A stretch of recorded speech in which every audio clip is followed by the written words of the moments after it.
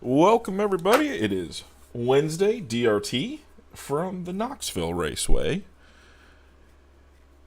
Normally, AJ's here, or Justin Prince. Justin's doing some other stuff. AJ's doing some other stuff. So, tonight we got Shea Paulo. How are you doing, sir? Brought in the B team. I think we're gonna rock things tonight. One of our favorite treks. Looking forward to big, wide open half mile racetrack here with these boys. It's been a while since we've been on a big track, so see how shapes up. I think we got only 30 laps tonight, so I'm excited. Yeah, 30 laps. Nothing too crazy. Pretty standard for Knoxville. Going to have a short practice session here in just a couple of minutes. As these guys are rolling, getting some of their instructions now from Zane in the drivers' meeting. It looks like we've got quite a few cars, more than what I thought. Truthfully, there is another race going on tonight that took some of the guys, which is definitely going to shake up the points big time due to another race going on. But while we mentioned it, we'll go into the points right now. James Eden's still your leader. I will say he is not into the server tonight, nor is Alex Bergeron. A couple other guys missing as well, but John Batista is in the house. I believe I saw Sheridan already here. Yes, he's here trying to take over that points lead, but there's your top 10. I know Kevin Hanley is in the house. Jeff Stewart's here. Dan Zagers, I believe, is not in attendance tonight. Andrew May, I saw him logged in earlier. So a pretty big shakeup throughout the top 10 over the last weeks. Yeah, it's been quite the shuffle in the last few races, really. I mean, we saw JB quite a ways ahead of everybody there for the first 4 or 5 weeks, and then James has really had a few strong races in a row, and JB slipped behind him by 46 points. So both of them out tonight, though. So Michael Sheridan, like you said, we'll see what happens with a few of these guys missing, but still time for these guys to show up here. We'll see if anybody can straggle in here, but so far the field looks pretty good. Yeah, it's actually, it's still a tough field no matter what way we look at it. As we have some engines getting There's JB up. in the server now. Yeah, JB is in the server. Tyson Landis is registered as well. And Kevin Hanley that we talked about. Actually, Dan Zagers is here in attendance for this evening. Rusty Kruger. And it looks like we are live for practice. So going to be cutting things a little bit quick. Josh Gerlach making his first DRT appearance. I know Nick Cohan, he is here as well. They've got a 360 and big block modified league that they run on Tuesday nights. So always fun to race with those guys. But Bryce Bailey's here. He's run on the podium a couple times so far with us this year. He's turned in the fastest lap of the warm-up session so far, which I'm not sure if Zane's going to let this run all the way out, or they're just trying to speed the program up a little bit. But Bryce fastest so far at a 7:87. Rusty Kruger actually just made his qualifying mock runs. He's at a 14:7 as well. Field is extremely close. Top 10 all in the 14-second bracket. Top 12 now in the 14-second bracket. So very, very quick racetrack. It'll be interesting to see how these heat races form. I know when the Pro Series was here, they did the same kind of thing. The track was very, very narrow for a lot of the race or for a lot of the early race actions. So it's going to be interesting to see how you got to get qualified from the first heat race. Have to get qualified extremely well in order to make it work. So. I'm liking what I see with the middle of this track right now. Those guys went out and worked in that bottom line pretty good. A big, probably two lanes of marbles there. So early on, I think we're going to get some pretty good heat racing. It's not just going to be stuck around the bottom like we did see in the Pro Series for maybe a heat race and a half. I think we're going to see some slider line and some cut down here pretty early and a lot of passing in these heat races, which is typical of Knoxville as the track wears in. Yeah, and I think Zane's just given a little bit more time on the track with a little bit lower of car counters. We've got about 10 seconds left in practice, so final laps going out. It looks to be about 34, 35 drivers entered into tonight's program, so not a bad gig at all. Should be a good night of racing, I think. Knoxville always races pretty well. Top side's going to be there, bottom side's going to be there. It's just gonna be a fun night. But we are ready to go into qualifying. And how many heat races do we? I think we're going to probably end up with 4. If I had to I make think it my should guess. tell us after qualifying for sure. It's still showing 5 for now, but after qualifying here, I think once it sees how many cars are here signed up, it'll let us know for sure. Yeah, so with 4 cars, the 24th spot is what you're really wanting to take a peek at. Is Mason Hannigan rolling out onto the racetrack for his qualifying attempt, running his swing lap here. But yeah, the top 24 will be your invert cars if we have 4 heat races. So that 24 starting position, you're going to end up on the front row of the feature of the heat race. So. But we'll actually go, let's see what Mason can pull off here. 15:137. So Mason, second quick time. Cole Cabre with 15:086. So the track is definitely slowed down. We'll go to John Batista now, who's out there running his first qualifying lap. New to the iRacing service. Swing laps, very important, especially at the high racetracks. It can allow you to burn off a little bit more fuel, allow you to build some momentum up to get qualified properly. So we saw John Batista run a 15:880 his first lap. This second one will be much better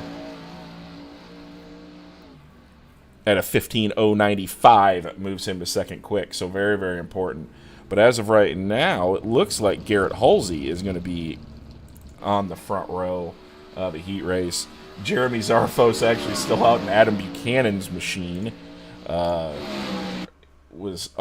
checkered flag falls. Jeremy Zarfos not getting a lap in, so he will start at the tail of his heat race, respectively. And actually, it looks like, if I had to guess, I would say 3 heat races with 12 cars. Yep, 3 heat races, 12 cars in each of them. Yep, no, 11 in the third heat, but 12 in the first 2. 10 laps here at the big half mile in Knoxville, Iowa. We've got a good buddy of elbows up on the pole of this one, Lane Stevens. Congrats there. Yeah, Lane Stevens starting on the front row along with Daniel Zagers, who's basically lived on the front row, it seems. He has hit the inverts. He has hit the inverts. Weird he's not on the pole. Yeah.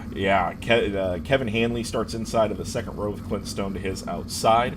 Bryce Bailey in the 5th spot with Cole Cabre. Those are your 2 teammates. Mike McLaughlin Motorsports drivers, 5th and 6th, respectively. Josh Gerlach making his first appearance with DRT will roll off in 7th. Gage Stevens 8th.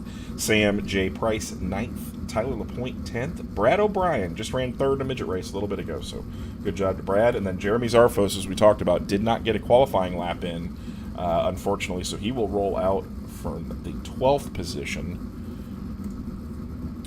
12 cars, 10 laps. Top 4 transfer, as you see on the screen now. Top 4 transfer into tonight's feature event. So that means we will have a dash of 6 cars tonight. The way the dash works is you win your heat race, you're in the dash. If you're one of the fastest, in this case, 3 drivers that qualify into the feature event, you will be into the dash as well. So a guy like Cabre, starting in 6th, doesn't have to win this heat race. He just has to run top 4, and he's locked himself into a front 3-row starting spot. Bryce Bailey, on the other hand, he's got a little bit of work to do with qualifying 4th. He's got to make sure he wins the heat race, or else he might be starting, and best he can start would be the 7th spot. So should be going to be a wild first heat race, and see what we got here. Yeah, our unique format here at DRT. I think a lot of these drivers have really appreciated what goes into that. Zane puts a lot of time and a lot of ink to paper during this whole deal as it goes on. So writing everything down, keeping track of who's supposed to be where, the math and the following along isn't my forte. So he's behind the scenes there. So if you're in the chat, give a big shout out to Zane. We're getting ready to go green here on heat race number 1. Lane Stevens getting ready to put the hammer down. Pace truck pulls off. Green flag drops. Lane with a good jump on Zan Zegers on the outside. Got a big jump on pretty much everybody. He'll run that slider line through 1 and 2. Get up to those marbles and keep it straight off the corner. 3 wide back there for 4th right now. This is 71 of Cabrera settles back into 6th. See that cut down line coming into play there as he cuts down into the moisture out of 4. Just outside that spot that he needs right now to transfer in 5th. Bryce Bailey sitting in front of him there. The last transfer in right now. Bryce Bailey, if he can hold on to that spot and Cabrera cannot transfer, Bryce Bailey would be put in the dash there and wouldn't have to win, but there is a caution at the back of the field. Does it look like a Sam Price, maybe? No, right in front of him, Brad O'Brien got into the side of, it looked like 2 cars behind him there. Jeremy Zarfos and Tyler LaPointe getting the worst of that one. Yeah, we'll go back and watch it in instant replay. And sorry about the screen earlier, but it's all fixed now, so we're back. But, yeah, Brad O'Brien I think he thought Zarfos was up higher than he was. That's the unfortunate part, because Tyler LaPointe was really the odd man out there. We'll actually go on board with Tyler so we can see what he saw, which was virtually nothing. Running his line, next thing you know, bam, and stuck himself in the fence. So, tough break for Tyler LaPointe. Not the way to start off your evening. No, that's just good old-fashioned Knoxville. Marbles are fast, but you can gain 5-10 miles per hour on some of these guys running that slider line, but it's all about that exit speed, and you got to make the passes where you can. Not quite enough room there for Brad on that one. I just don't think he was able to see him after he entered down there and came up a little bit too high trying to get himself out of that slick. But, again, just big, wide open racetrack right now. We'll see that slow down in a little bit. We have seen Cole try that cut down line, but so far so good at the front of the field for Lane Stevens, who continues to pace them 3 laps into this one. We'll go green next time by as the lights go out on the pace truck. Lane Stevens, Dan Zegers, Kevin Hanley, and Bryce Bailey so far your 4 transfer spots. At this point in time, it'll be Lane Stevens and Bryce Bailey in the dash if they stay this way, but Cole Cabrera still sitting there in 5th looking to get himself into the dash with one of those transfer spots. Yeah, and all he needs is 1, but he's got to get by his teammate in order to do it. Fairly narrow racetrack. It's going to be interesting to see if he can get the job done. But we'll go back up front with Lane Stevens as he brings him down for the green with 7 to go. Pace truck pulls it in. Lane's on the gas again. Dan with a little bit better start behind him that time, but Lane's still going to get a pretty good run into 1 and 2. Still see everybody in the train there behind him running that slider line right now. Bryce Bailey hanging on to 4th. Kevin Hanley's looked pretty sharp there in 3rd so far too. Hasn't lost much time to any of these guys in front of him and hasn't allowed the guys behind him to catch up much either. Cole Cabrera getting a little bit sideways there in the slick right into the left side of Bryce Bailey as he gets settled back in behind him. So far just single file, kind of prototypical Knoxville Heat Race 1 style. Cole Cabrera going to try that cut down line right now. Got a little bit too much of the berm there. Lane Stevens pulling away at the front of this field right now, though, getting a little bit extra, about a half a tenth each lap on these guys. Cole Cabrera, though, losing too much time right now to his teammate Bryce Bailey. He's going to try that deep slider line again, but Bryce going to go for that cut down now. Bryce knows right now he's got that final transfer spot locked up, so he can just hold off his teammate. But Lane Stevens, Dan Zegers, Kevin Hanley, and Bryce Bailey, so far so good through these first 7.5 laps. Cole Cabrera just continues to lose more and more time, but I'm really impressed out front right now, Billy, with Lane Stevens. Yeah, he's shown a lot of promise these last few weeks. Within DRT, just hasn't really had the results to show it. He's actually led at Volusia early earlier in the year and ran into trouble with the last couple laps in the heat race. He's been in transfer spots a lot of the times. He's got a lot of speed. It's just a matter of putting a full night together to put himself into the program. So, but Dan Ziegler's holding on to second. That's not going to put him into the dash, but that'll at least get him a good starting spot for the main event. Bryce Bailey, though, picking up hanging the on to fourth fourth and final transfer spot, which that will relegate Cole Cabre. That'll relegate Cole Cabre into the B main. So he goes from a top 3 row starting spot to the back of the field, which is definitely not the place that you want to be.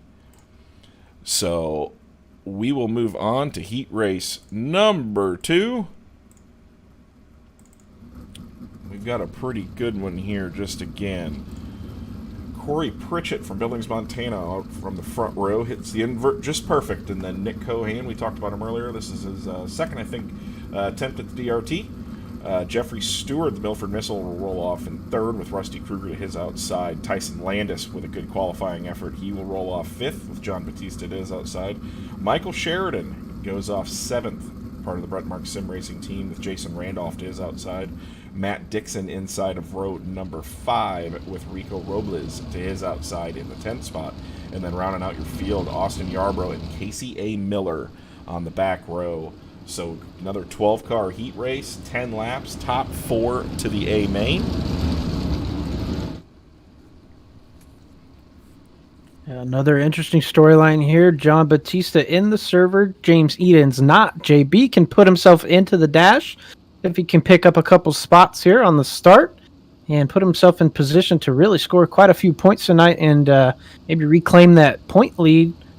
What are we on, round 10 now of 12? Yeah, 10 of 12, so only 2 more races to go after tonight. So the points are going to be extremely, extremely close. And with the way that the drop weeks work, John's got a little bit of an advantage because he's going to be guaranteed, unless he misses a race, he's not going to be dropping a 0. So he can afford to make a mistake, which actually we saw him have happen at Weedsport. So, definitely a big points night for him if he can win the race or run up in the front. A lot of good cars in this heat race here. We'll see how they can get it going. Green out of turn number 4 as Corey Pritchett's on the gas. Nick Cohan following him. Jeffrey Stewart going to look to try and take advantage of the slow start from the outside, but can't quite get around to those marbles like he wanted to. He's going to lose a couple spots. Fall into 4th there as here comes John Batista around the outside in those marbles we talked about. I'm thinking the contact there out of 4 looked like Rusty Kruger might have cut down just a little too much on top of Jeffrey Stewart there. We'll have to go back and take a look to see exactly what happened, but Jeffrey Stewart all kinds of upside down and missing pieces of that race car.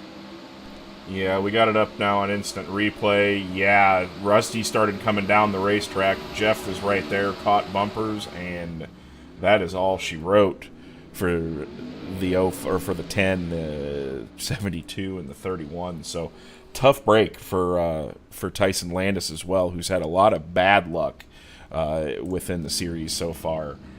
Tough break. So they will be relegated. They will be relegated to the B main this evening. More than likely, I should say.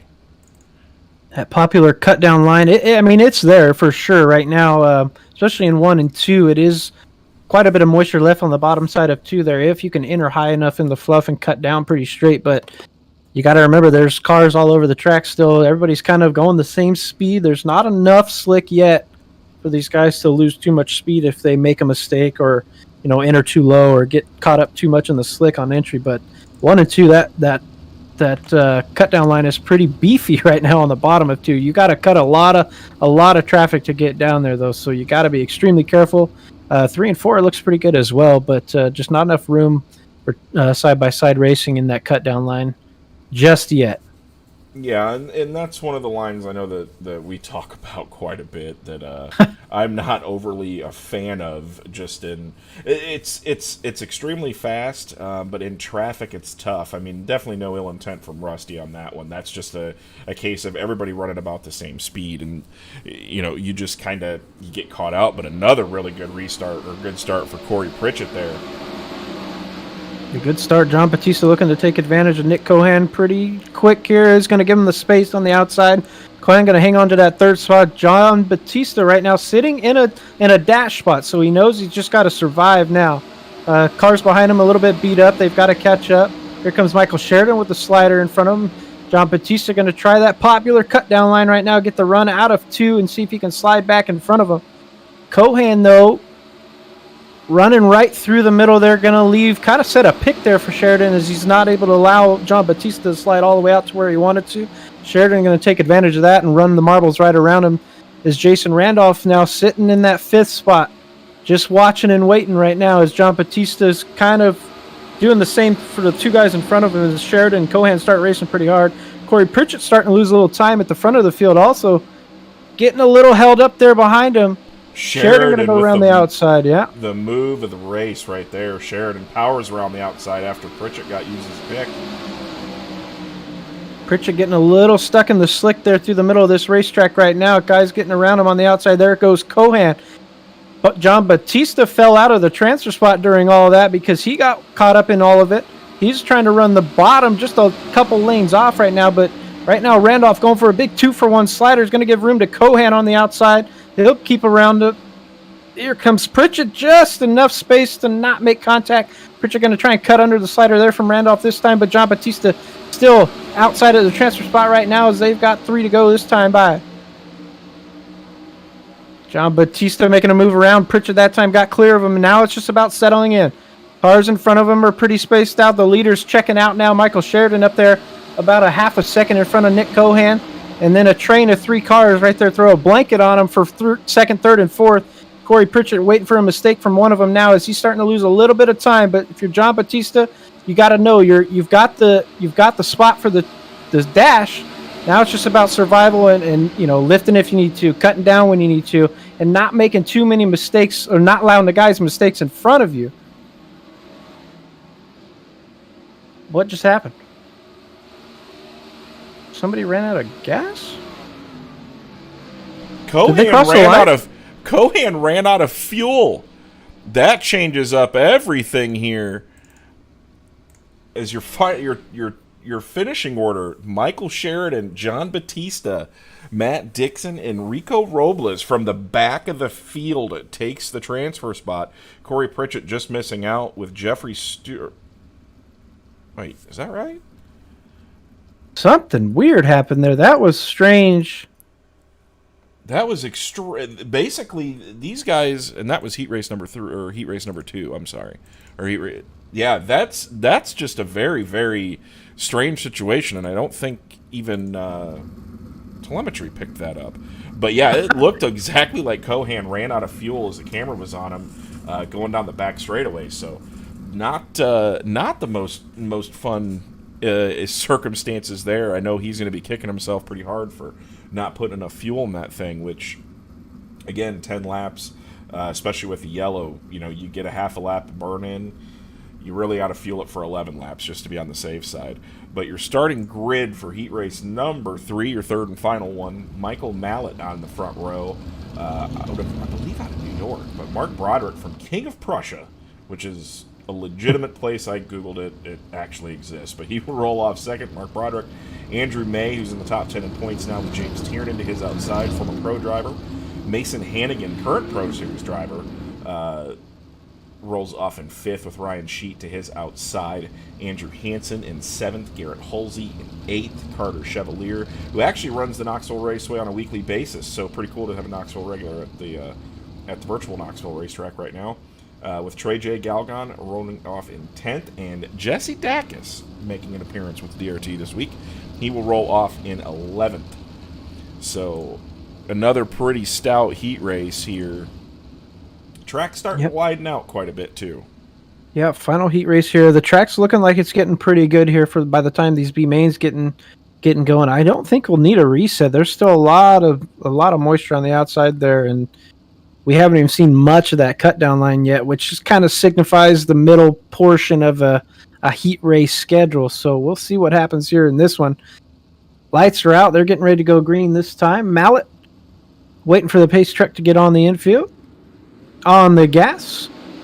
Pretty decent jump. Broderick falling in behind him. He'll run down on the bottom side of the track. trying to find as much moisture down there as he can, but there's not much left down there as the 31 of May will get around him on the outside. Broderick trying to hang on to the bottom in 3 and 4. A lot more moisture down there on that side of the track, but he's going to have to get up to the top side here if he doesn't want to lose too many more positions. There he goes right there with the slider. He's going to give May some room to get around the outside, though, as May powers around him on the marbles. They're coming out of 2. Right now, still out in front by about 3/4 of a second is Mallet. Just running up there on the marbles, cruising out front, setting his own pace. Andrew May cut back underneath of the Broderick slider there. Right now, though, if you're Mason Hannigan, you've got to start to search a little bit behind these guys in 5th. You've got to find your way into the dash if you can,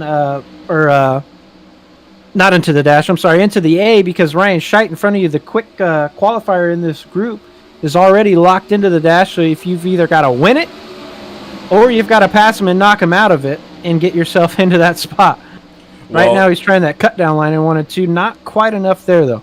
And while we were right before we went green announcement, James Tiernan took an EOL and the longest line penalty, so we had to start from the rear of the field from an issue last week in the series. As Mason Hannigan gets underneath of his teammate here going into 3, slide him, but he's gonna actually Sheet turns it back down. That battle heating up for that pretty much final dash spot, really, if you think about it. It is the final transfer spot, but it really is the final dash spot as well. Mason Hannigan, though, with a big run in 1 and 2 there, got around Scheidt pretty easily. He's running that cut down line in 4 and getting a lot of moisture on the bottom of the track, going all the way up to the fluff in 1 and 2 and doing the same thing over there. He's catching up to May here in front of him as well, so May's in trouble of losing some good spots here on his starting grid if Mason can get around him as well. Yeah, and when we were talking about that, Mark Broderick takes the lead from Michael Mallet. So Mark Broderick putting himself into the dash so far. But Mason Hannigan pretty solid in the 4th spot right now. Ryan Sheet's in a little bit of trouble. So your 2 fastest qualifiers, or 2 out of your 3 fastest qualifiers, might miss the dash at this point. Yeah, white flag out this time. Close call there between Mallet and May. That's going to allow Hannigan to power down the inside and move up into 3rd. Here we come through 3 and 4 for the final time. Broderick, pretty convincing win there that time in heat race number 3. He'll be followed by Mallet, Hannigan, and May on into the future. The rest of that field going to have to find their way in through the B main, but Hannigan, the quickest qualifier in that one, will head to the dash with Mark Broderick. Yeah, so 2 out of your 3 fastest qualifiers not into the main event at all and not into the dash. So that's going to change things up quite a bit as far as dash positioning goes. But it looks like we are going to run a C main. I would imagine taking top 4 out of that event. Top 4 from this C main, 12 laps for this C and 12 laps for the B. So this track, it does need a little bit more wear, so I think we're going to get a pretty good track here. I don't think we'll need a warm-up. I think these 24 laps are going to be pretty good by the time this one gets ready to go for the A. But right now, these guys in the C main are just pretty much focused on trying to get to that 4th spot right now. There's some pretty good drivers in this field, though. Yeah, starting grid, Jeremy Zarfos from York, PA, out of the Brent Mark Sim team. He will roll off from the pole with Casey Miller to his outside, Trey J. Galgon and Brad O'Brien starting your 2nd row. 3rd row, Rusty Kruger, the Swindell Speed Lab driver, had some bad luck in the heat race, so he will look to recover pretty strong with Andrew Hansen to his outside.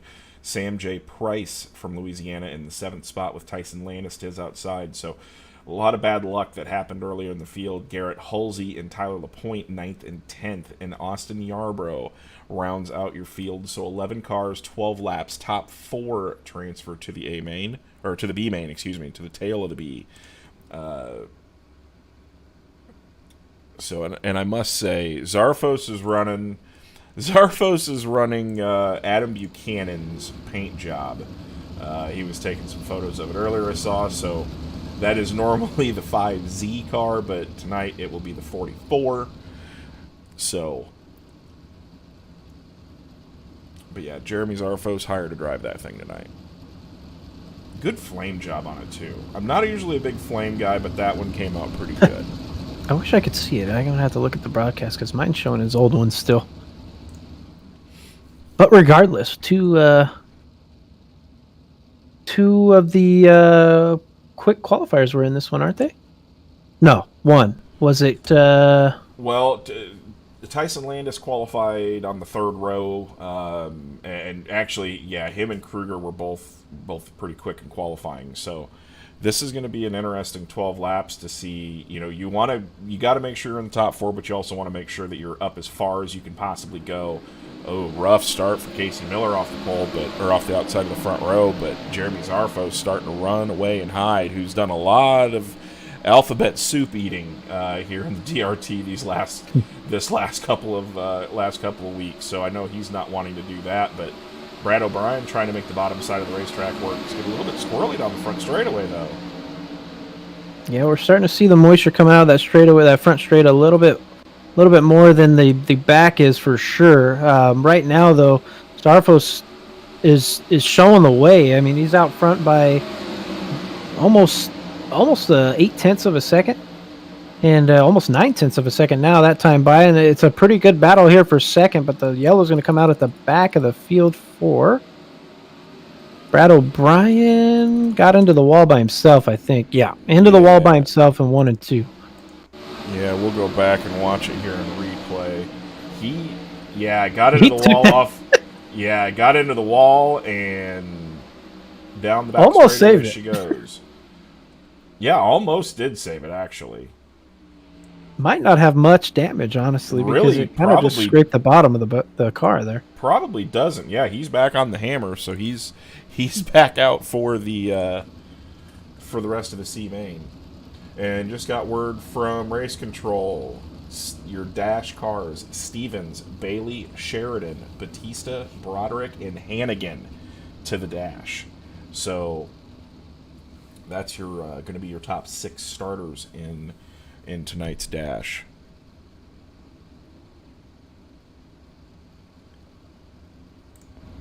So we'll go on board with Casey Miller here.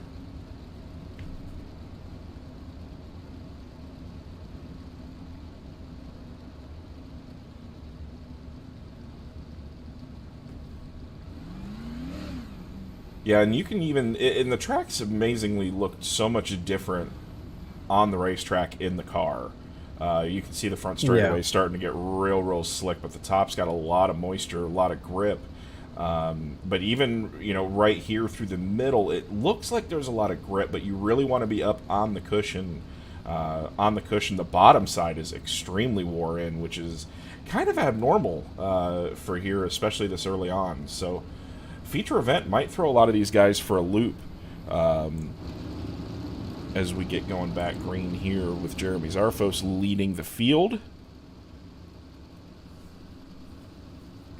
Zarfos, Miller, Kruger, and Galgon right now locked in, with Landis up a few spots since the start of this one, looking to get a good jump here on the guys in front of him. A little bit out of shape there on the start. He's going to lose some time, but get those 4 tires back underneath him and catch back up to Galgon here. Keeping our eyes on this battle here, as it's the closest one on track, and the most important one right now is here comes the 88 of Hulsey into the mix with a slider on LaPointe. LaPointe falls back now, cutting underneath, and contact on the front stretch. We talked about it. It's a little bit slick there on the front stretch, and it looked like Hulsey just got a little bit sideways coming out of the corner and came all the way down the track and caught LaPointe up, back up out of the front, to the front of the field now, though. It's still Landis hanging on, to that 4th and final transfer spot as he made the pass on Galgon that time by. Fastest lap of the race there, 16.006 for Landis, so he's catching up to these leaders right now pretty steadily. Zarfos still out front, though, running pretty good laps himself on that slider line. Big gap to the rest of this field, though, behind him is Kruger and Miller have really settled into 2nd and 3rd. Landis still making good time on 3rd, though, for Miller, and you talked about it. Every spot matters right now because that's one less guy you're going to have to pass in the next B main as Miller gets really sideways down that front stretch. Here comes Tyson Landis with a slider now. Big run on the exit of 2 there, up all the way to the marbles. Here comes Miller back, though. Miller going to try and stick the bottom. Thought a slider was coming there. I think Landis thought one was coming too because he cut down off the cushion expecting one. Didn't have to. He's able to keep as much momentum as he can, just running around the top side. Here comes Trey Galgon again, though. Miller falling back into the clutches of Galgon. Just 3 to go this time by, and the race is on for that 4th and final transfer spot. half a slide job there from Galgon. He'll give up on it to give it Miller room on the outside. Try again on the next lap. Little bit more space now for Miller as he comes out of turn 4 that time by 2 to go. About 2/10 lead on Galgon there. As Zarfos, Kruger, and Landis have pretty much checked out. Miller coming back close to Landis that time. Cut down the slider line. We talked about that a minute ago. That was going to be disastrous if those guys took each other out in those transfer spots. And something must have happened to Galgon, out of gas or something again. But Miller's kind of locked this thing up now as we're coming out of turn 4 this time. Checker flag. Zarfos going to take a win pretty handily there. Kruger behind him. Landis and Miller settles into that 4th and final transfer spot with Galgon either running out of gas in that battle, or it kind of looked like he was either that or he did the respectful thing and knew that he wasn't going to make it on fuel, and decided to pull it into the infield. So tough break there for Trey. I know he was actually running pretty darn good there. So B main time. 12 cars going to the A from this B. 4 of them will go home. But your starting grid, 16 cars scheduled to make the appearance. Cole Cabre, your fast qualifier on the pole of the B main with Corey Pritchett to his outside, Ryan Scheidt and Clint Stone in the second row with Jeffrey Stewart in 5th, Jesse Dacus in 6th. Jeffrey made a heck of a return back in up front in his heat race after a first lap crash there with a couple of those guys, so he will roll off in 5th in a good starting spot with Gage Stevens and Nicholas Cohan to his outside, Carter Chevalier and Josh Gerlach in 10th, Jason Randolph and James Tiernan 11th and 12th, Jeremy Zarfos, Rusty Kruger, Tyson Landis, and Casey A. Miller rounding out your field. Those were your C main transfers. 12 laps, 16 cars. How many transfer out of this? 12? 12 going to the A from here, so your first 4 out, or your first 4 in, just from that C main. So they had to pass some guys there in that B or C main. Now they're gonna have to pass some guys here in the C main. Or excuse me, why am I talking so backwards here all of a sudden? B main. It's okay. But, you're probably tired.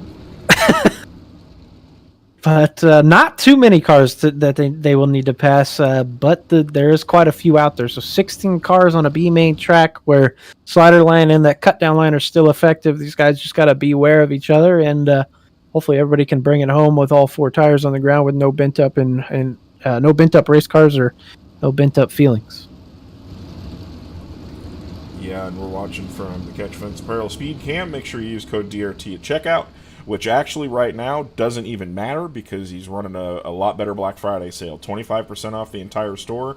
You spend, I think it's $75, you get a free shirt, or $100, you get a free shirt. And spend $150, you get a hat with it too. So be sure to check out a big supporter of the DRT and iRacing in general. Catch Fence Apparel, good guy, got a lot of good stuff. So getting ready to go 12 laps for the B main, top 12 advance.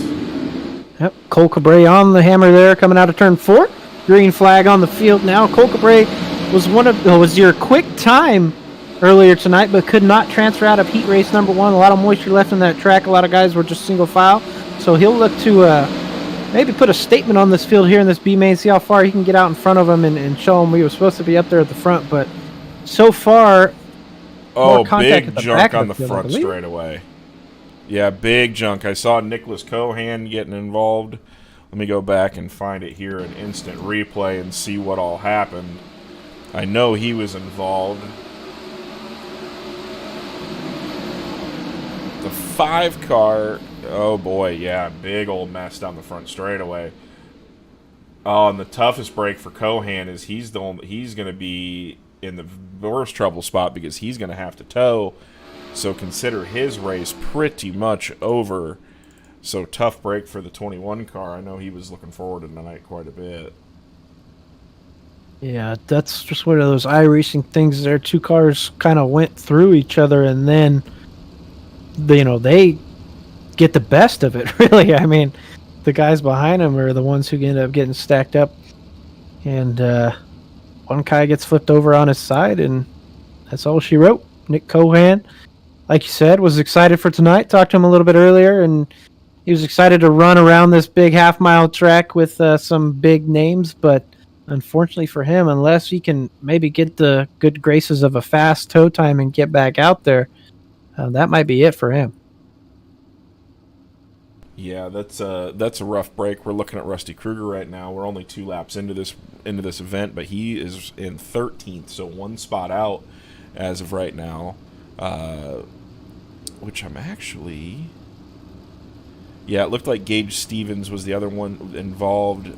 Josh Gerlach is still on the racetrack. Gage Stevens got quite a bit of damage on that thing, so it's going to be interesting to see what he can do. But you can't really give up with him taking this many cars out of the B. Right. There's always the possibility, a couple guys, we've seen it a couple times tonight, where guys have ran out of fuel. So you're not out of it until the checkered flag falls, for sure. Yeah, and if you're Gage Stevens, you don't have a front wing right now, and you were in a transfer spot. Now you've got to get 3 cars past, and you kind of just have to settle in as they go green here out of turn number 4. Front of the field, pretty good jump, but right now, a good battle here for 6th, 7th, and 8th is Tiernan battling with his teammate Jeffrey Stewart and Carter Chevalier. There's Tiernan going around the top side of him, stacking up behind him a little bit, everybody lifting, giving each other space. The rest of this field, though, trying to play catch-up right now. Kruger in that 12th and final transfer spot that time by. Yeah, Carter, I don't know if he didn't think that Tiernan was going to run around the outside like that, and it kind of spooked him maybe. Things happen pretty quick, especially when you're up on the cushion. It can start getting a little bit rough. But he is now under fire because he is in the 11th spot with Rusty Kruger trying to get by him to put himself up further forward in into the feature event. So now Carter Chevalier is your bubble car with Casey Miller chasing him down. But back up front, Cole Cabre checked out and gone so far in the B main. He's running the Knoxville Classic just slider line all day long. Yeah, we knew from qualifying he was going to be fast, and he's got that car set up for a really good slider line, catch the marbles and take off kind of run right now. I mean, I still think there is some cut down line left out there, but if there's anybody who can try it, it's about really only him. Everybody else kind of side by side, two by two racing. Clint Stone getting into the outside wall there out of turn 2, going to lose all kinds of spots as he's going to fall all the way back to 12th now. From 6th to 12th in one corner, Carter Chevalier now in 11th. Clint Stone just trying to hang on to that final transfer spot now with Casey A. Miller right behind him in 13th. But so far, so good. Still at the front of the field as Dacus, Scheidt, and Cole Cabre have pretty much put a big gap on everybody else. And Clint Smith exits stage right from the server. As he got into the fence, so he's out. So that actually moves Casey Miller now into your top transfer spot. And what were we talking about earlier? You never give up, because what can happen? Gage Stevens now caught up in that earlier wreck, now just 1 spot out. So he's going to need a little bit of help for sure. But James Tiernan from the back of the field, he's moved up quite a bit, and he's up into the 4th spot now, 3rd spot actually, after getting around Dacus. He's running extremely quick laps, 16.5s compared to 16.6s everywhere, or 16.3s, excuse me, to 16.5s everywhere else. So James Tiernan really putting on a clinic right now as checkered flag is out, and it looks to be, and you know what? And that's going to probably not end well for one of those guys that I just saw. But nonetheless, Gage Stevens into the feature event. Yeah, it looked like at least the...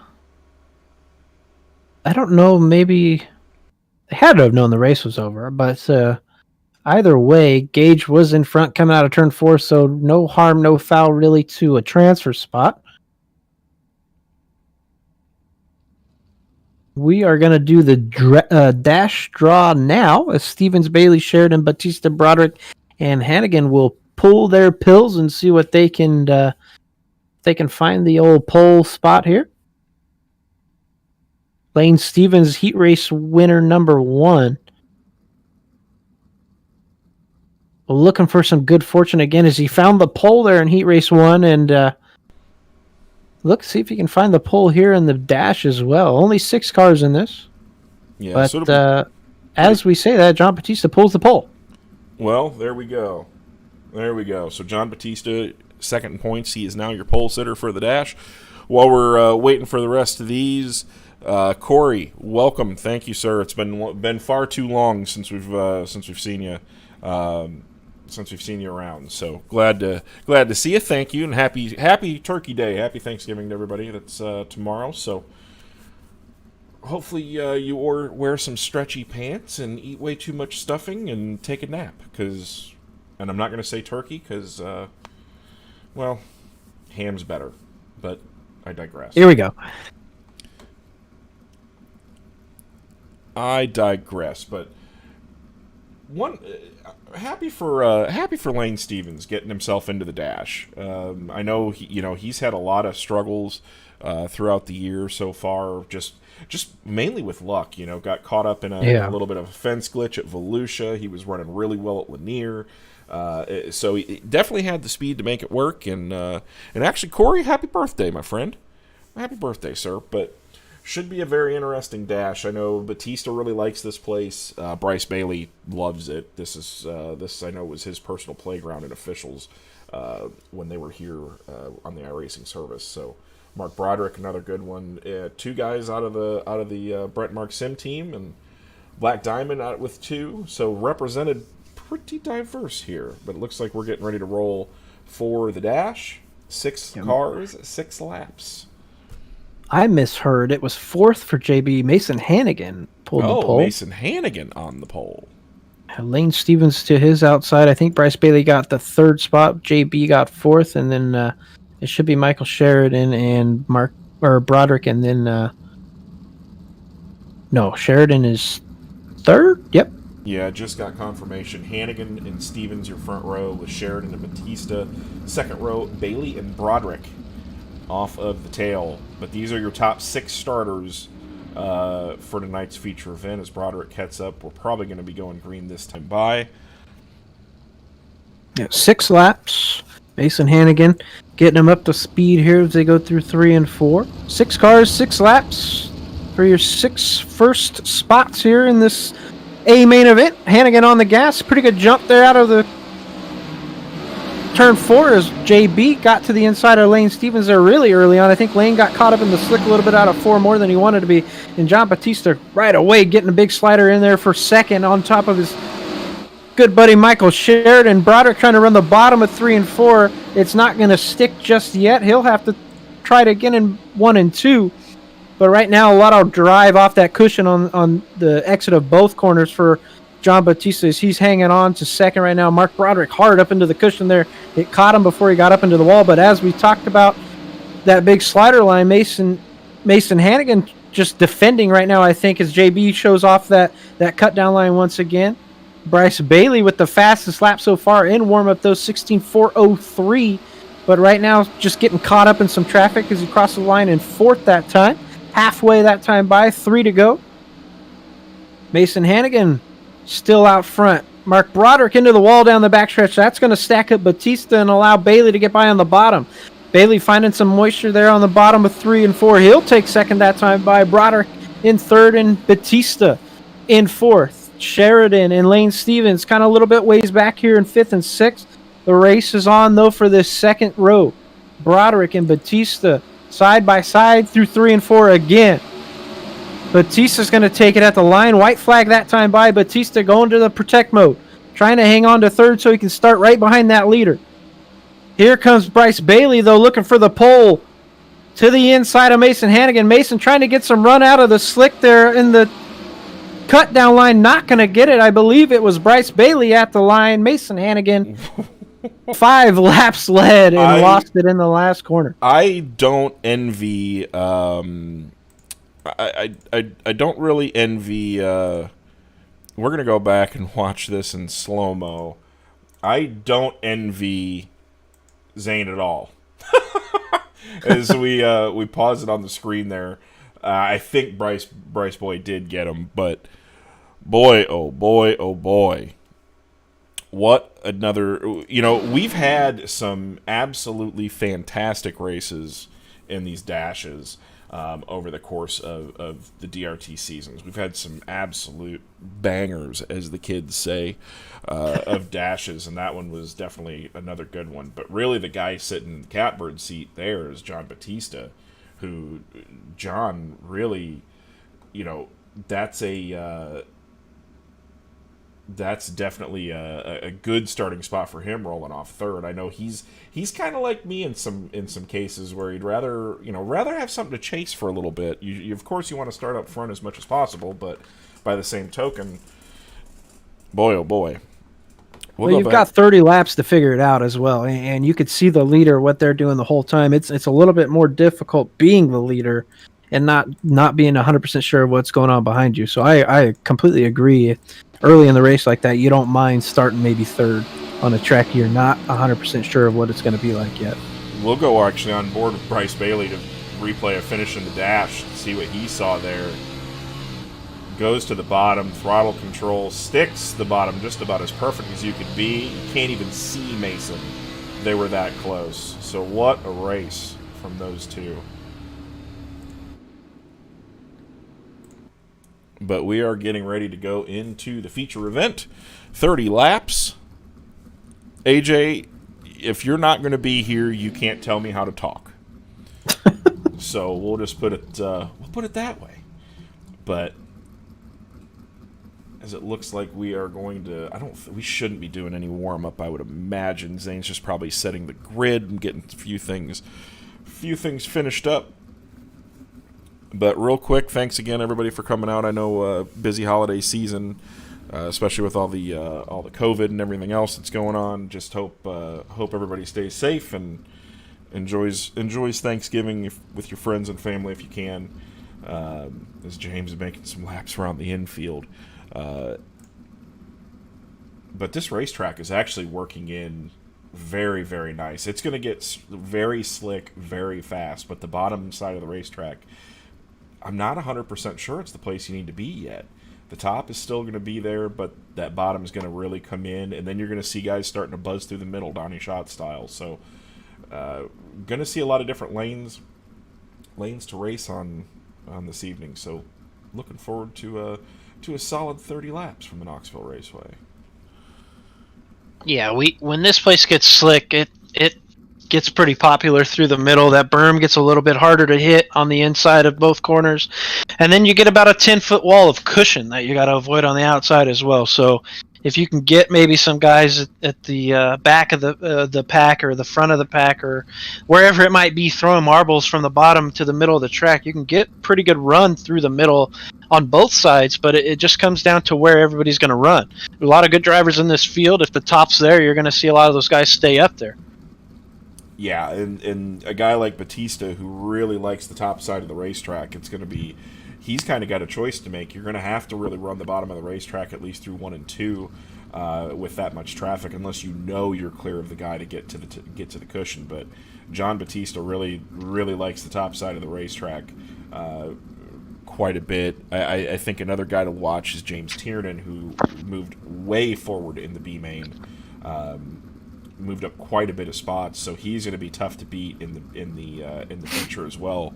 We'll have to see exactly where he's starting from, but a lot of good cars in this one.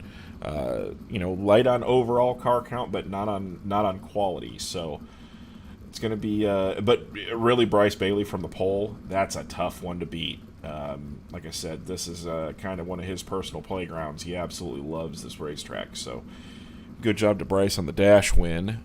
And we should be getting ready to go right now into the feature event. We'll read them off so that way we don't get them mixed up. But your feature starters, Bryce Bailey, Mason Hannigan, John Batista, Michael Sheridan, Lane Stevens, and Mark Broderick will be your top 6. Those are your dash cars. Daniel Zagers and Mike Mallett will roll off in the 4th row. Kevin Hanley and Matt Dixon in the 5th row. Rico Robles and May to his outside. Cabre, your winner of your B and your fastest qualifier, rolls off in 13th spot with Ryan Scheidt to his outside, James Tiernan and Jesse Dacus.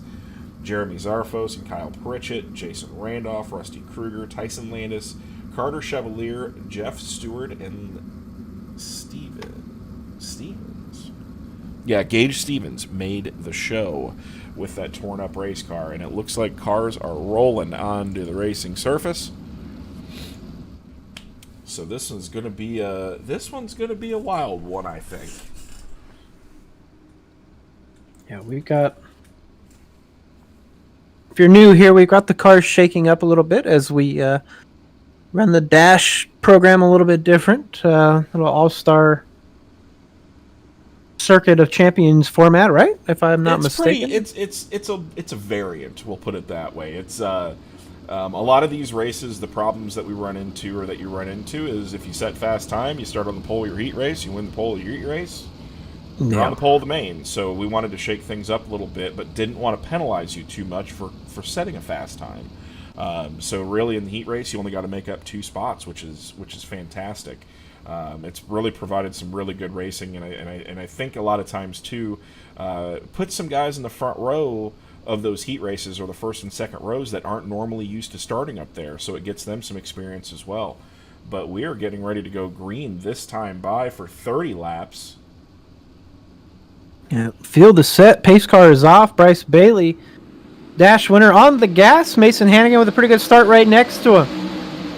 Going to slide into that second spot and hang on to it. Usually you see that third car get a pretty good jump, but John Batista actually getting caught up a little bit on the bottom there where, you talked about it. He doesn't like to particularly be down there that much, but Michael Sheridan right now getting around the outside of him. They're going to take away third that time by.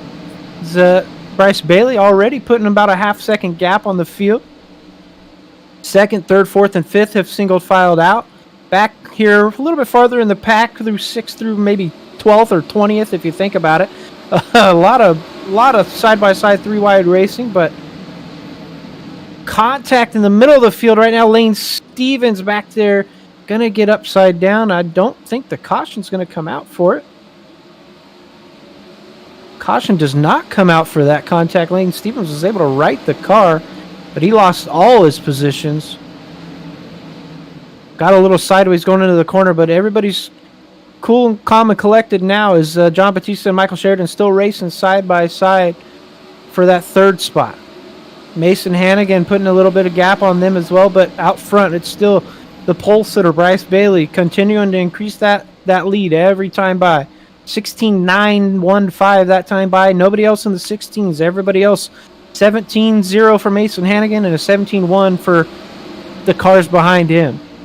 Yeah, and the pace of the field is starting to slow down. This racetrack is changing a lot. Matt Dixon actually moving quite a bit forward. He's up into the 6th spot.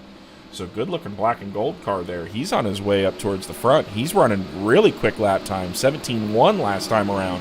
So he's actually still pacing faster than what the top 5 are right now. So he is reeling those boys in. Back through the field, Jeremy Zarfos, your C-main winner and B-main transfer, he has worked his way up into the top 10 already. So Jeremy Zarfos, a big mover on the night so far. As we said, Jesse Dacus get a little bit loose back there, but yeah. And we see back here especially the different lines that are going on right now. Everybody's kind of fighting for the top or the bottom. But some guys are starting to make the middle work. Jeremy Zarfos proving it right here. And Robles just no harm, no foul stack there. Up there. But Wow. I'm not sure how in the world he saved it. Fantastic driving from the guys behind him. Yeah, Robles having all sorts of trouble, but we'll go back up front. Broderick now under fire from Matt Dixon. So put Matt Dixon up into the top 5. Dixon sliding there into 5th spot, trying to track down Sheridan, John Batista, and Mason Hannigan, who's gotten a lot closer to Bryce Bailey than he was earlier on.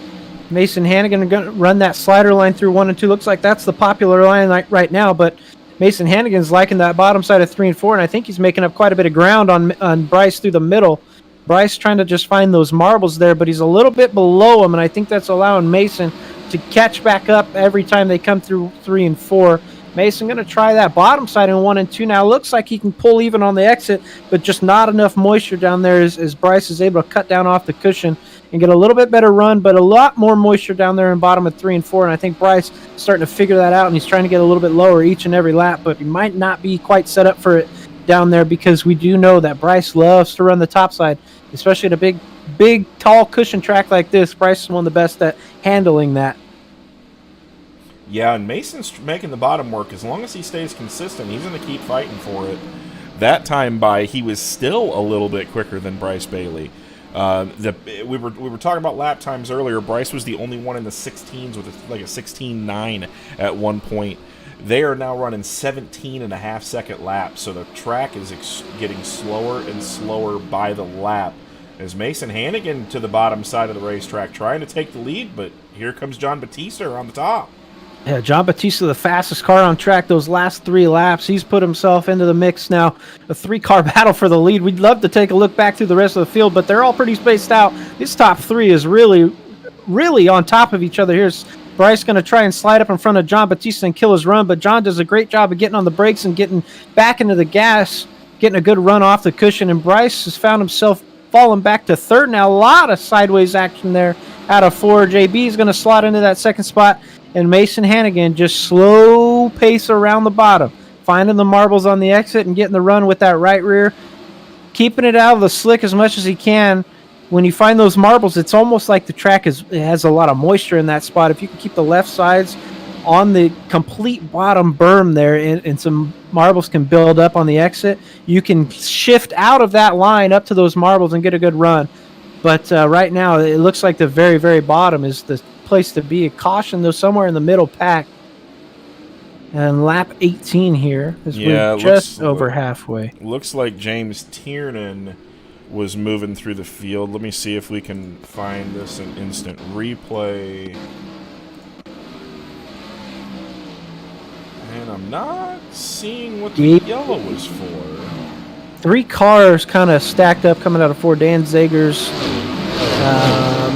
looked like Jeremy Zarfos, and then Gage Stevens got spun around because of some contact not from his own doing, and that brought out the caution. So that's we'll go back and watch this again here from a little bit different just really close racing. Yeah, that's just one of those. That's one of those products of this kind of a race. When you've got guys that are fighting for the bottom side of the racetrack nonstop, that's really what makes it tricky. Well, there's about 3 packs of cars in the middle pack that are, just throwing sliders and cutting underneath each other, 3-4 car battles, and it was bound to happen. They kept it clean for 18 laps there. That was some fantastic racing. We're trying to click through it a little bit there, but the front was also so good that it's hard to take your eyes off the leader. Yeah, Mason did a heck of a job getting around Bryce Bailey, showing the way, and actually Team Boss, trying to hold him off. John Batista, 2 Black Diamond Motorsports drivers out front right now, 1-2, but looking through the rest of the field, Mark Broderick still hanging tough. Matt Dixon fell back into the 6th spot. Cole Cabre. Cole Cabre has moved up into the 8th spot. Zarfos was inside of the top 10 until he had a couple of skirmishes with Robles.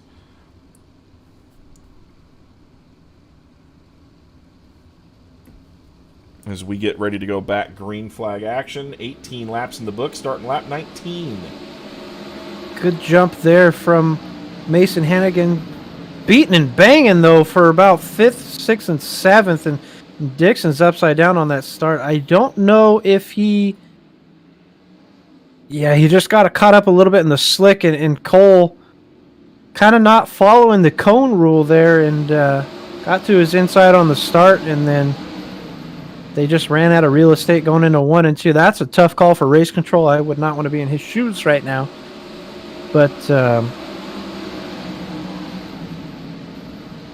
yeah, that one I guarantee Zane's going to be taking a peek at, see what needs to be done. Hopefully we don't have any extracurriculars going on for that one.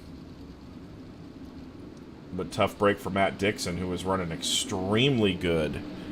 Had a lot of speed there, so it's a tough break for him there.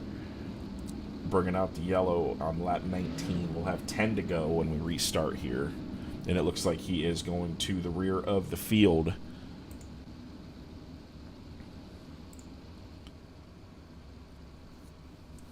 And if you're Mason, if you're running the bottom side, it's so much rhythm running the bottom.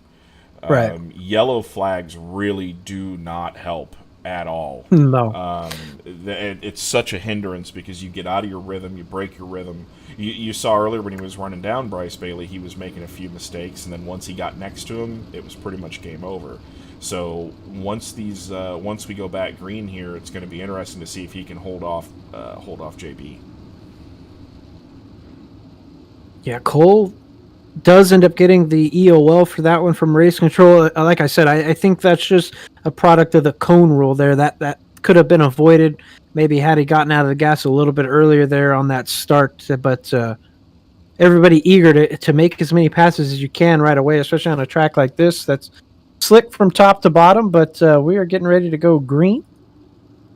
Pace truck pulling in. Mason Hannigan on the gas once again. See where he tries to search now. He knows his marbles are gone through the middle on the exit.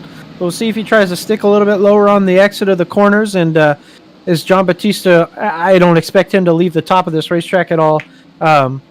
He's searching a little bit here through the middle for marbles, but it is a little bit faster on the top in 1 and 2, I do think. But there is quite a bit of moisture on the outside of 3 and 4, though. So we'll see if he's not making up any ground. We'll see if he can find it before Mason can go up there and find it. Mason's one of those guys, we call him the little hurricane, but he can search and find moisture with the best of them, and he's got one of the best behind him. His teammate John Batista is. Bryce Bailey's really kind of struggling to find the speed he had early on here. He's just kind of sitting there in the middle of the track.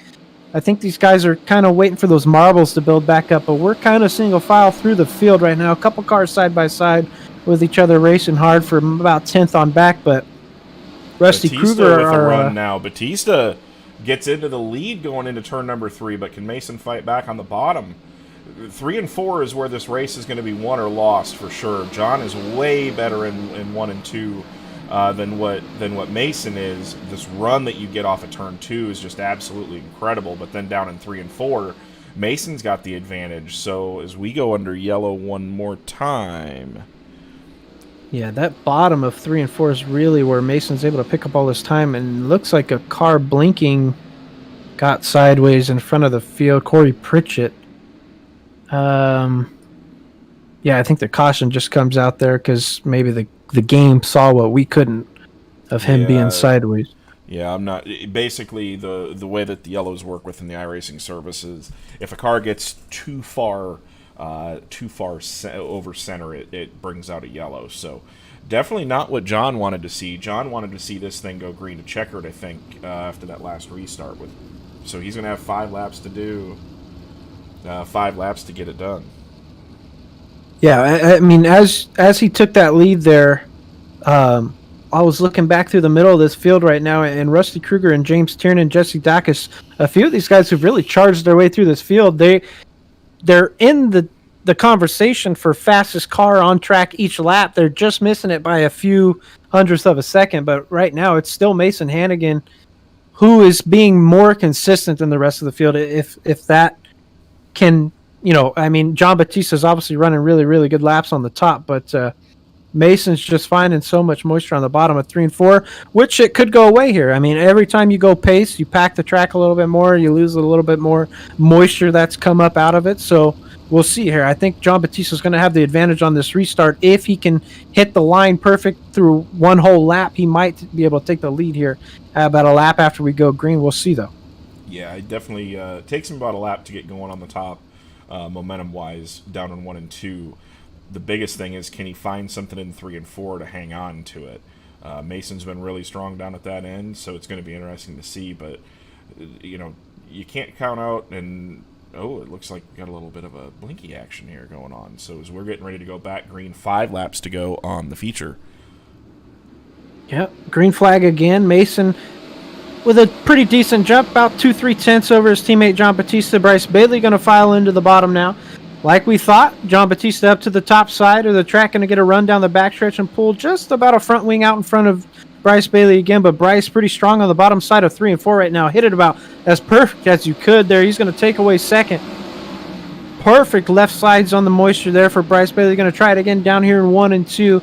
Trying to catch up to Mason Hannigan, just a few hundreds shy, but each time they go by, it's John Batista finding a little bit different exit on the corner of 2 than he had the previous lap, and then he loses it in 3 and 4. So I think he's got to go up a little bit higher in 3 and 4 if he wants to go win this race. There's still quite a bit of moisture on the exit of 4. I know what he's thinking, though. It's just about avoiding that big cushion through the middle of the corner and then getting the run off. But it's so much longer around there, as they got 3 to go that time by lap 28 this time. Mason Hannigan still out front. They've single filed in behind him now.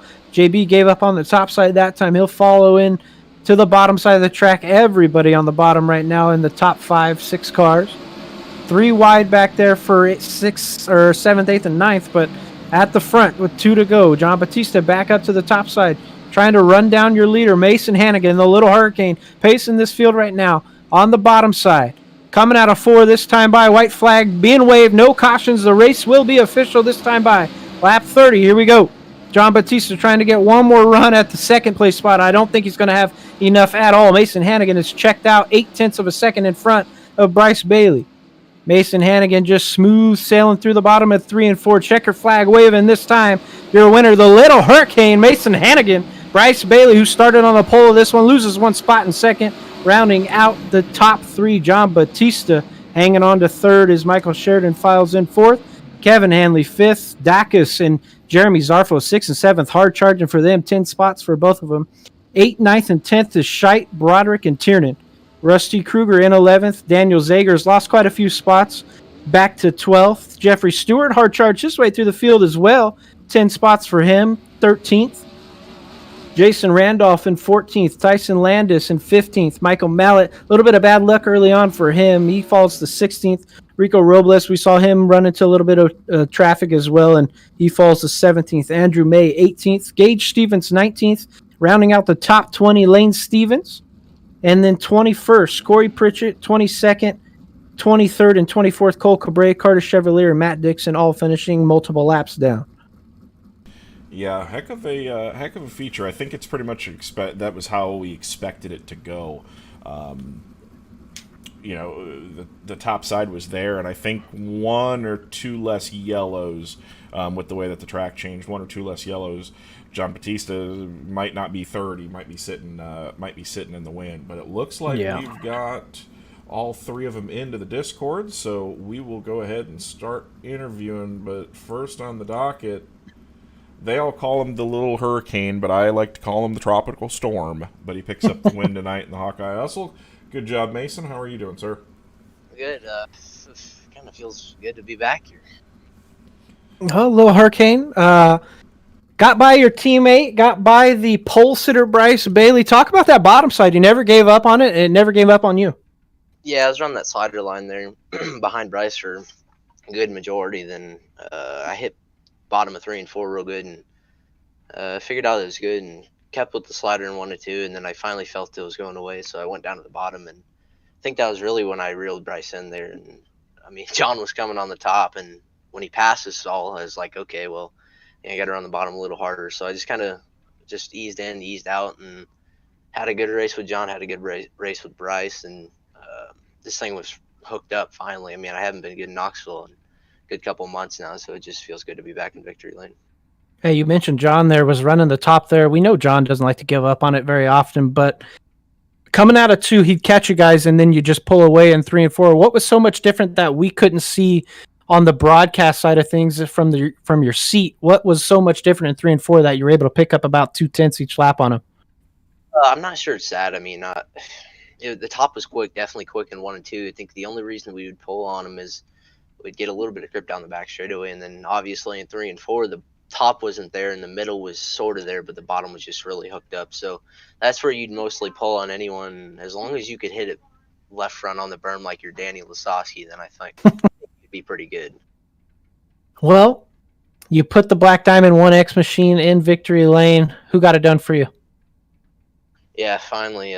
Can't thank Black Diamond Motorsports I mean, hell of a race to Bryce and John there, and I can't thank Tim Sims, can't thank Fathead Zywer, and can't thank Zane for putting up with all of us and putting on the league, and can't thank Billy and Shay, and obviously AJ's not here tonight, but I can't thank them guys for broadcasting. All right. Mason Hannigan, the Little Hurricane, your race winner here in round 10 at Knoxville Speedway. We'll pull in Mr. Bryce Bailey. Second step of the podium. Bryce, how you doing? Good, how are you? Doing pretty good, man. What was it like there? We saw you lead this thing for a few laps there early on, and then your line kind of just went away. Where'd you go searching for that afterwards? And how'd you manage to kind of just manage the race really with the cautions and the marbles kind of getting packed in? We saw you trying to run them through the middle there, and just talk about where your line was going.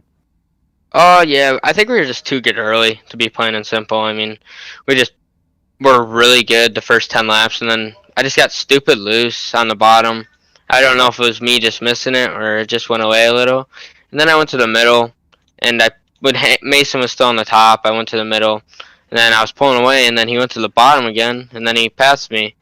And it was a big old crap because I couldn't go back to the bottom because my car just wasn't very good at that point of the race, and I just kind of searched around and couldn't really find anything, and just tried to hang on for top 3 and not get in trouble. And then that last restart, I don't know what happened. I moved my wing forward and it just went really good. And then I just got throttle happy there at the end and hit the berm with 2 to go and just allowed him to get away. Yeah, been there, done that. John Batista, though, pretty much the only car on the track that was kind of trying that topside still as late as pretty much anybody else. Like you mentioned, you're in the middle of the track there. You saw Mason getting those left sides pretty much perfect in front of you on the berm almost every lap. How were those marbles forming under the cautions? Were they going away? After that last caution, it looked like you said, you really got it going again. What came out of the track that allowed you to hold off John? It was almost like the bottom came back to life. It seemed like everybody rolled in the marbles almost under yellow and just sort of killed everything else. John had the top rolling. He was the only one I think that could run the top, like you said. And I tried the side line a couple times and it just would over rotate in the middle. We just tried something with the shocks and it was just way too loose to try to run the upper part of the track. And we just tried it. At the end of the race, I just put my left front on the berm and it just kept us straight. And the marbles went away, which I think helped us get by John. Well, overall, not a bad showing. A dash win, and you start the feature on the pole and only lose one spot. I know it sucks to be that first guy that misses that top step, but who helped you get on this podium tonight? FX Caprera for everything they do for my real life racing. I can never do enough for them. They've helped me so much. My parents for everything they've done for me. You guys for broadcasting this, and Zane Scott for putting this on. I haven't been able to do all the shows due to sports and everything, and hopefully I can make some more. Yeah, we thank you for joining us. We know you got a busy schedule, and next season you'll get back to real life racing. So we hope the best for you during all that, and we thank you for coming out tonight. Yeah, thank you. Yes, have a good night. All right, the last step of the podium, Mr. John Batista. The high side wasn't quite hustling for you tonight, man. What happened out there? Hell no, it wasn't. Damn, I really wish you didn't have that last yellow because I was planning on putting the big old left rear on Mason going into 3 after I passed him around the top of 1 and 2, but unfortunately I didn't really get the shot to do it. So congrats to Big Mason there on clinching that victory. If I would have got to the bottom 3 and 4, it would have been over, but it is what it is. Yeah, you were getting quite the run out of 2, and then Mason mentioned it. It just seemed like all the momentum was gone by the time you got to 3, and especially on the exit of 4, and they were able to gap you once again. You mentioned wanting to get it to the bottom. How'd you tried it a few times, but you were searching a lot. Did it just not feel as good down there? Well, I didn't really run the bottom or the very bottom like he was when he was leading until the very end, like the last 2 laps of the race. So really, if I ever got around the top really well, I was stuck in the middle of 3 and 4, and there's just nothing there ever. So unless I got down to the berm, 3 and 4, I wasn't going to be able to get around them because those guys would just kill me coming off of 4, and they'd get all that moisture down in the front stretch. So yeah, it's going to either take a wreck between him and Bryce for me to get around him, or it's going to put a left rear on Bryce or on Mason. And I don't know. Something happens under yellow on these tracks, and top just went away on me pretty bad. Well, I mean, overall, not a bad showing. You might have pulled back in front for the points lead. I'm no math major, so I couldn't tell you how the points even work. Probably should do a little research on that before I talk about it. But who helped you get it done out there in that Black Diamond 54? Just want to congratulate Ryan Scheidt on his 8th place finish tonight. He's getting better and looking stronger. And congrats to Mason on his victory. I know he's always pretty quick here, so I knew coming into tonight and looking at the entry list that he was probably going to be the one to beat, as he is a lot of the times here at Knoxville, especially when it goes down to the bottom like that. So congrats to him. Congrats to Bryce on the 2nd place. And yeah, it was a good points night for me. Fortunately for me, the points leader did not make it in. So, hopefully this will give me some momentum going into the rest of the season. 2 races left. We look forward to seeing you guys out there. I believe it is, what's next? Fairbury, and then off to Charlotte to end the season. There you go. Good old Fairbury and Charlotte to cap it off. John, we thank you for coming out with us, and good showing out there tonight, man. Yep. Thanks, sir. See you guys next week. Interesting race. We thank everybody for coming. That was congrats again to Mason Hannigan, your feature winner for the evening, and looking forward to Fairbury next week. I know the pro race was pretty interesting there. That was on Monday, so it was a good time to watch it, and we should have another good one next week. Pretty high car count, I would imagine, again, and looking forward to it. Maybe see if we can get another different winner into the DRT the next season. But thanks everybody for coming, and we will see you all next week.